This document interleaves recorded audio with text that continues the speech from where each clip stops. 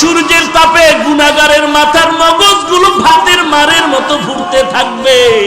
ওই সময় সহ্য কেমনে করবি? একটা বেতের বাড়ি দিলে সহ্য করতে পারি না। যদি গুনাহগার হয়ে কবরে যায়, ফেরেশতাদের আঘাত কেমন করে সহ্য করব? চিন্তা ভাবনা করে দেখলাম দুনিয়ার সম্মান টাকা পয়সা কিছুই না। আজকে টুপির কারণে, দাড়ির কারণে না খাইয়ে আমরা কেউ মরি নাই, বরং আল্লাহ রাজকীয় হালে সম্মান দান করেছেন। ঠিক কিনা বলো? হাজী ইমদাদুল্লাহ মুহাজির মক্কি রহমাতুল্লাহ আলাইহি যত কিতাব খুলে দেখে কোনো লেখা নাই, সব সাদা সাদা সাদা।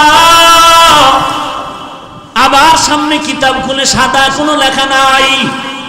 এইভাবে করে করে করে করে কোন কিতাবগুলোর শেষ পর্যন্ত হাজী